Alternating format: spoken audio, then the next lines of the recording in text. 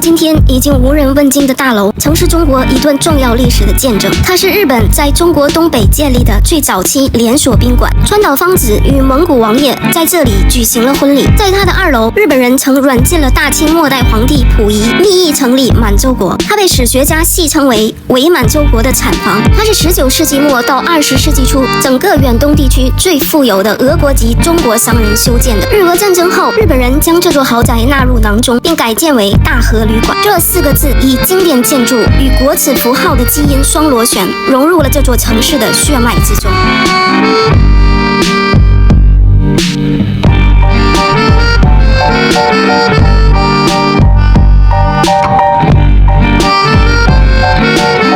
大和旅馆在大连旅顺口。旅顺口是全中国独一无二的近代旧战场，一山单两海，一港写春秋，一个旅顺口半部近代史。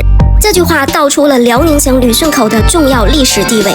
旅顺口位于辽东半岛最南端，曾是中日甲午战争和日俄战争的主战场，先后被俄日两国殖民统治近半个世纪。旅顺是军事重地，它在2017年左右才对外开放，之前这里一直是禁止外国人旅游的地方。旅顺的太阳沟大规模保留了当年日俄时期的重要建筑，今天要说的大和旅馆就在太阳沟。旅顺大和旅馆的原主人是山东省黄县人季凤台。季凤台的发迹源于他与俄国人的亲密合作。他不仅加入俄国籍，并被时人评价为华貌俄心，最终成也萧何，败也萧何。人生巅峰时期，他在旅顺太阳沟选宝地，斥巨资修建了这座建筑，其用料与用心程度足见它的传承之意。1903年建成后，它是一栋俄式2层半楼房，季凤台在楼上居住，1楼作为商店。季凤台是一个充满争议的人物，他曾就读于海参崴商务专科学校，通晓俄语。1873年，他作为翻译，随同俄罗斯帝国政府为建设远东港口和城市，而在山东省招募的首批大清劳工，一同来到俄罗斯。季凤台很快被安排到市政府做翻译顾问。他曾参加于1886年沙皇俄国与清政府之间的中俄珲春东界约谈判。在谈判过程中，季凤台欺骗了自己的同胞，导致边界界碑放置在了错误的位置，使得相当大的一片领土黑夹子岛被划入俄国。许多年后，经过2国谈判，中国才要回了一部分。光绪11年，曹廷杰奉命密查俄界情形后，向政府呈报的西伯利亚东篇纪要里曾专门介绍过季凤台。伯利有华商季凤台，华貌俄心，亦不可测，交结俄官最密，各处俄人无不知有季凤台者。华人贸易下江，不经其手以分利，每被俄害。1889年，当时的一名俄国上校也曾评论他，在长达25俄里的海岸线范围内，这位已经在伯利定居的中国人掌握了当地人以及外来人所有的生意。2年以后，尚未登基的俄国沙皇尼古拉2世到访海参崴，来到季凤台的店中，授予他商人可获得的最高级别称号。很快，他的生意遍布俄国远东地区和中国东北。季凤台曾3次申请加入俄国国籍，前2次因为没有加入东正教和拒绝剪掉辫子而未果。在当时的中国，剪掉辫子是死罪。季凤台说，剪掉辫子和停止与中国做生意都会使我蒙受巨大损失。直到1893年，季凤台最终获得俄国国籍，并改名为尼古拉·伊万诺维奇·季凤台。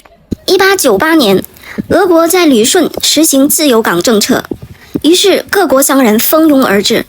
据史料记载，1901年来旅顺的美国人就达373人。旅顺当时的热闹不只吸引了美国的商人，这里还聚集了其他很多国家的生意人。当时旅顺的国际化色彩与上海和天津租界不相上下。彼时的季凤台堪称是东北住宅、商业、工业地产、贸易等等行业的祖师爷。更重要的是，沙俄修建大连湾，季凤台便是承建方。在当时的东北，哈尔滨、沈阳、旅顺、大连都留下过多处季凤台投资和命名的地产。1904年到1905年，日俄战争爆发。彼时，已加入俄国国籍10年的季凤台，不惜血本支持俄国。季凤台为俄国军队提供军需用品，他成为当时俄军方可靠而灵活的供应商，以至于日方要悬赏捉拿或击毙季凤台，认为抓住季凤台就等于打赢了这场仗。为了支持俄军，季凤台还自费组建了一支由500名中国志愿者组成的侦察游击队。这支游击队伍曾在战争中做出过不可磨灭的贡献。然而，俄军失败以后，没有任何人提出要对季凤台组建这支队伍进行补偿。战后，季凤台随俄军北撤，回到海参崴。日本当局曾缺席判他死刑，并且没收了他在满洲和关东省的全部财产。战败的沙皇政府处在倒台的边缘。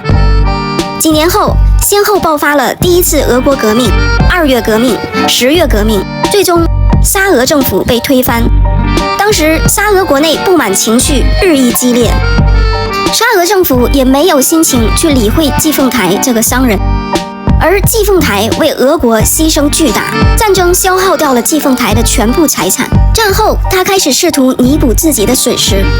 这位昔日的华人首富到处寻求帮助，给俄国当局写信，甚至亲自动身前往圣彼得堡，却一无所获。终于在圣彼得堡病倒。季凤台临终时，他叮嘱一定要把自己的遗体运回中国。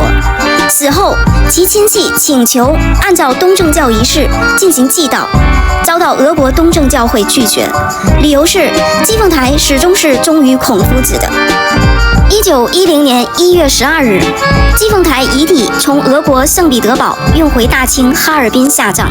据称，季凤台有过4任妻子，分别为中国人、日本人、俄罗斯人。目前在莫斯科等地都有季凤台的后人。季凤台是一个颇有争议的历史人物，他的生平存在着不同的说法，但他对自己的评价是：比起获得荣誉，我更希望获得利益。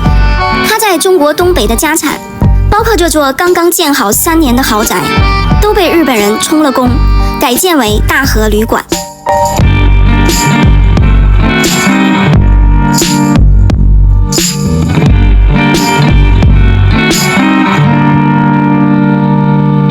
大和旅馆的经营者是满铁，满铁的全称为南满洲铁道株式会社，是日本在中国东北成立的一家以经营铁道运输业为主的股份公司。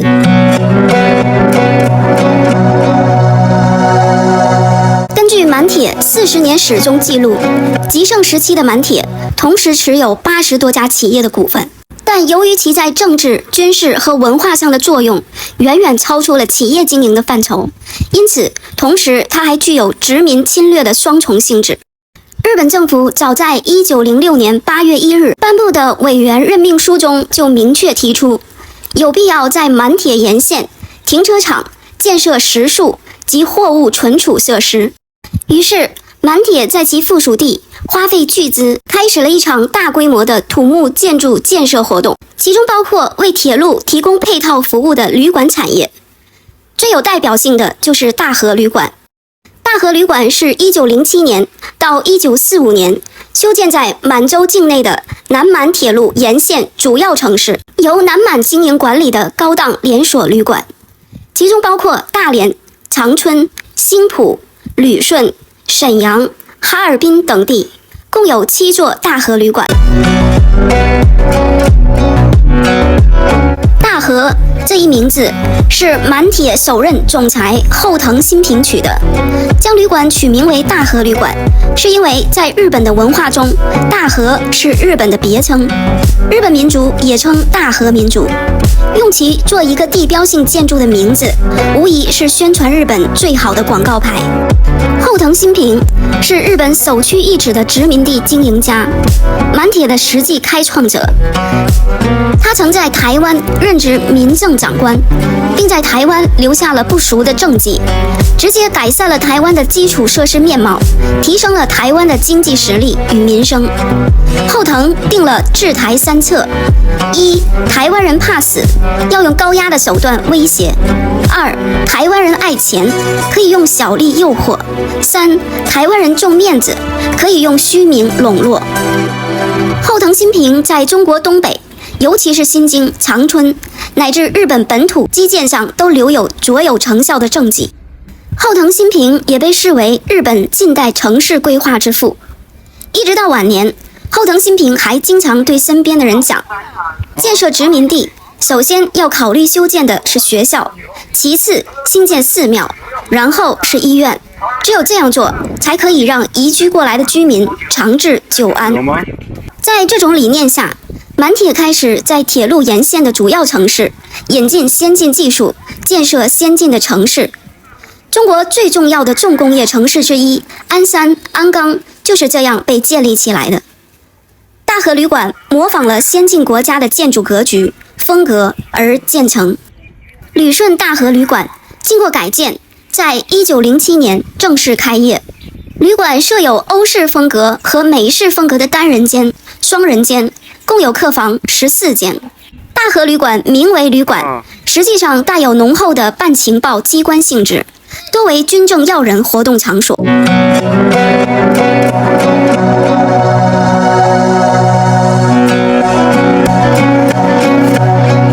20年后，大和旅馆举行了一场中外瞩目的隆重婚礼。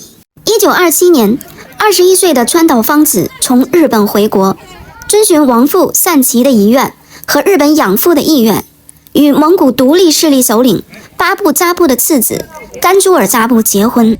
这段婚姻虽然是不折不扣的政治婚姻，但他们两人从小相识，也算是青梅竹马。早在清朝初年，满族和蒙古族就有联姻的传统。清朝历史上有很多妃子和皇后都出生于蒙古部落，而清朝皇室大多公主最后都嫁给了蒙古贵族，用来服蒙。而川岛芳子这段婚姻的背后目的，就是为了实现生父满清复辟的大梦和养父满蒙独立的野望。川岛芳子其实很可怜，她就像是一个天生的工具人。她本名爱新觉罗显瑜，汉名金碧辉，字东真，号承之。光绪33年生于北京肃亲王府，是肃亲王的第14个女儿。母亲张家氏是他父亲的4侧妃。川岛芳子的身份比一般的庶出还低一等。她刚出生的时候，清朝还没有灭亡，等她6岁的时候，清朝就亡了。大清的贵族们惴惴不安，一直希望能够恢复清朝的辉煌。善耆一直觉得可以通过日本人复辟满清王朝，实现满蒙独立，因此6岁的川岛芳子就被父亲善耆送给了自己日本的结拜兄弟川岛浪速，成为了他的养女。川岛浪速是满蒙独立运动的发起人，他反对共和制，主张君主制。他多次向日本政府提出他的满蒙政策，主张满蒙独立。在918事变后，满洲国于1932年成立。1935年，满洲国皇帝溥仪访问日本之时，还特意遣使到川岛浪速的邸宅，表彰他的功绩。到了日本的川岛芳子，被养父送入松本高等女子学校，接受严格的军国主义教育，并接受到政治、军事、情报等多方面的专业训练。在他学习期间，父母相继去世，他回国奔丧，在旅顺的家里看到了父亲的遗书。父亲在遗书里嘱咐他，一定要实现满蒙独立。由此，川岛芳子半生都在为此事而努力。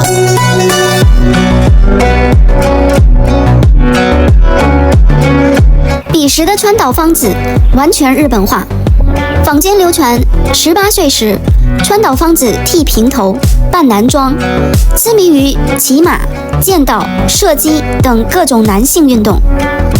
一说17岁时，川岛芳子遇到了自己的初恋，却被养父强暴后自杀未遂。她在日记里写道：“我永远清算了自己的女性身份。”次日，她身穿和服，拍了一张少女诀别照，随即剪了一个男士分头，改着男装，改用男语，从此没了感情，开始了她放荡不羁且充满争议、传奇的一生。还有一种说法，他纯粹是因为个人的性取向而爱好男性打扮以及运动，而他在自传中则称剃发只是为了表示复辟的决心，男装是避开危险的保护色。1927年11月，日本人授意川岛芳子回到中国旅顺，在大和旅馆与甘珠尔扎布完婚。甘珠尔扎布曾在日本陆军士官学校学习，长得很是帅气。他们举行了隆重的婚礼，中外瞩目。不过，这段婚姻仅仅维持了3年。1931年，川岛芳子在日本政军高层的利用下，与日本陆军驻上海的特务机关长田中隆菊同居。作为日本间谍，暗中参与了918事变和128事变，组建满洲国。1932年，满洲国成立，他在义父多田骏的支持下，成为满洲国安国军总司令。1933年初，参加热河战役。关同军宣传品中称，安国军是由满洲圣女贞德带领的满洲国义勇军，但事实上，安国军纪律涣散，被日军称为马贼。1933年，川岛芳子被义父多田骏送回日本软禁。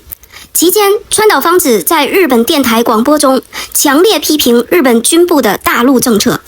大陆政策是从明治维新到第2次世界大战期间，日本帝国推行的对外扩张政策，意图先吞并朝鲜、中国等周边大陆国家，最终称霸东亚乃至全世界。川岛芳子还利用权力释放了一些被关东军逮捕的中国人，因此被日军视为双重间谍。1936年，他逃回中国天津，次年经营东兴楼饭庄，并暗中继续间谍活动，与日军高官及中国奸细频繁来往，且欲迎溥仪回北平，企图复辟满清王朝。1945年，日本战败后，川岛芳子在北平东49条胡同34号私宅中被中华民国军统局逮捕，并以汉奸罪名被提出公诉。在公审中，川岛芳子的国籍是一个关乎生死的重大问题。如果他是日本国籍，则应该属于战犯，可能像李香兰一样罪不至死；若为中国国籍，就可以按照汉奸的罪名处死。他的养父川岛浪树在他的公审期间，并没有提供证明他日籍身份的资料，并且在证明资料中还做了对川岛芳子极为不利的说明，例如着重谈到了他是清朝亲王后代，幼年才成为他的养女。这些证词直接使川岛芳子继续以中国国籍身份受审，并最终被判汉奸罪。川岛芳子多次在法庭上抗议，而始终无法自证清白。法官更刻意按疑罪从有原则，被裁定罪名成立。在1947年10月，他被判处死刑。1948年3月25日，在写完遗书之后，早上6点20分，于北平第1监狱被执行枪毙，骨灰一半葬于北平，另一半被日本僧人送回日本。由于川岛芳子审讯过程的公开和枪决过程的保密，包括选择的时间、记者进入、尸体的样子无法辨认、死者发型和川岛芳子不一致等等，坊间一直流传川岛芳子并未被枪毙，死者实为替身的传言。比如，当时有女子刘凤珍报案，说她的姐姐刘凤玲因为在狱中患重病，没有办法医治，因而答应以10根金条替死，但事后她只得到了4根。她的母亲在追讨过程中也离奇失踪。另外，也有报刊记者在报上声称，在川岛芳子枪决后，仍见过川岛芳子真人，但事后确认时，无论是报案女子还是报刊记者，都无故的神秘失踪了。1978年，影星白光受访时说，美国救了川岛芳子，并安排他出逃，准备做控制外蒙的前锋。最后一次见他是在1947年。2006年，吉林省长春市的画家张玉在提供一系列遗物和画作的基础上，声称童年时一起生活过的方老就是川岛芳子，在1978年才过世。根据遗物比对、李香兰的确定、部分字迹鉴别，都支持此种说法，但又缺乏直接的 DNA 证据，所以此说法仍然存在争议。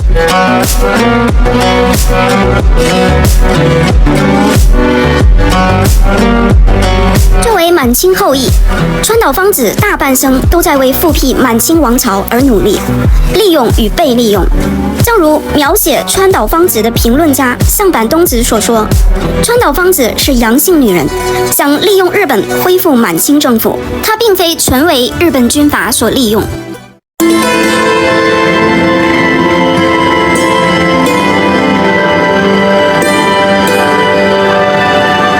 1931年11月，大和旅馆迎来了中国历史上的末任皇帝溥仪。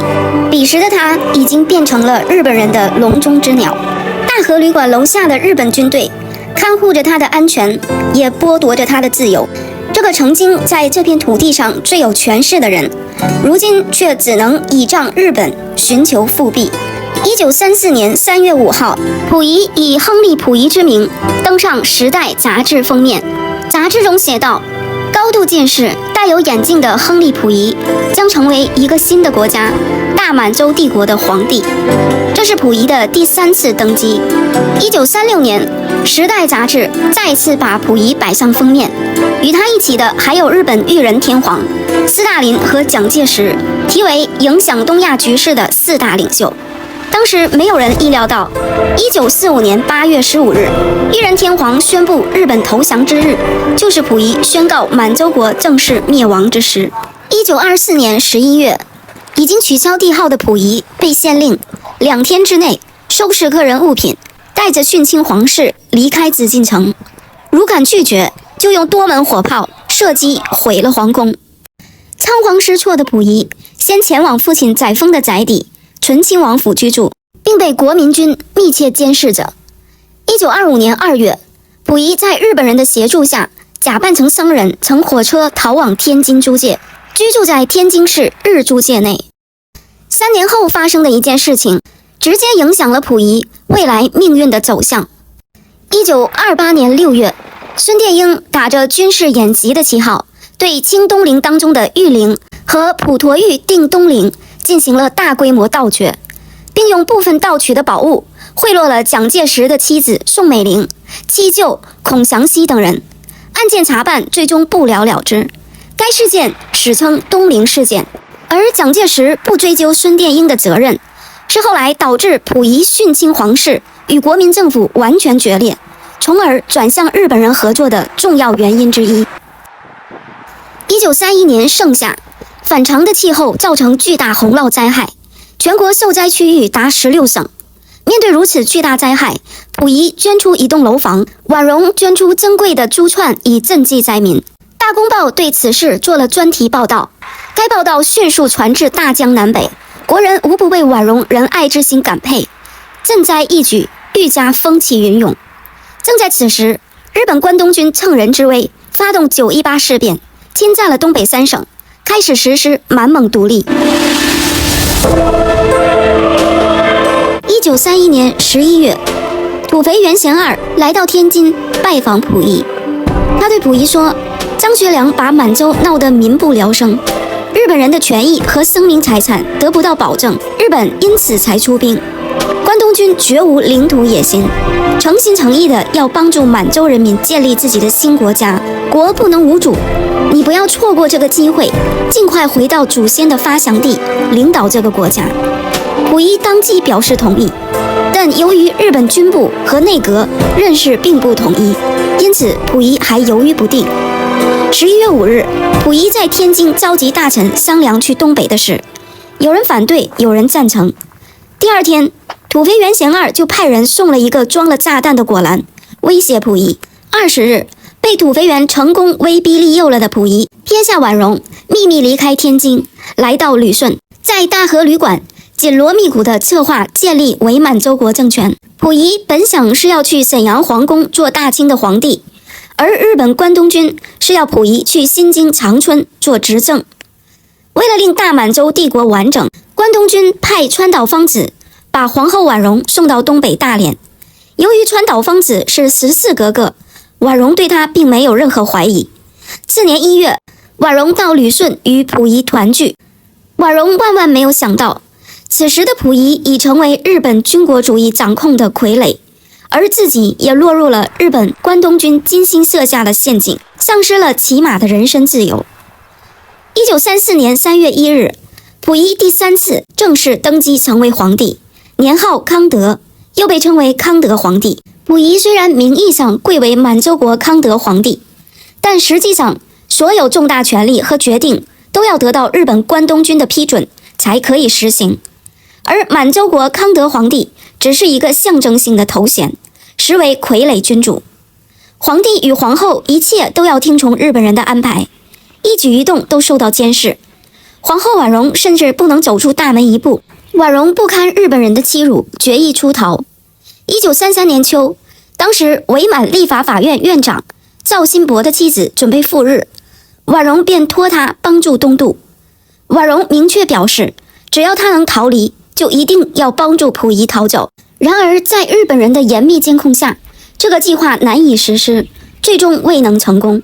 从此以后，婉容再也没能找到逃脱的机会，只能在默默的抗争中一步步走向人生悲剧的终点。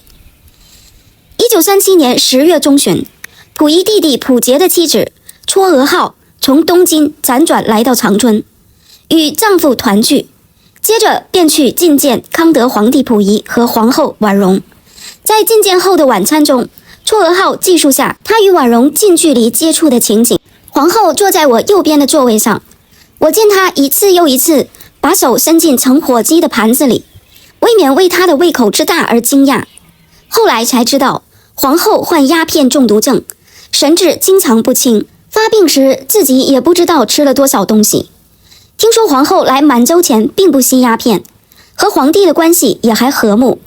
这样看来，可能是满洲的生活成为她精神上的负担，才变成了这样。从皇宫回来，我虽然为这次觐见顺利而感到庆幸，但想起皇后的样子，不由得一阵心酸。1945年8月，在盟军的强大打击下，日本败局已定。苏联也于8月8日向日本宣战，苏军越过中苏边界，向东北腹地挺进。在关东军的威胁下，8月11日，溥仪一行乘宫廷列车从长春仓促出发。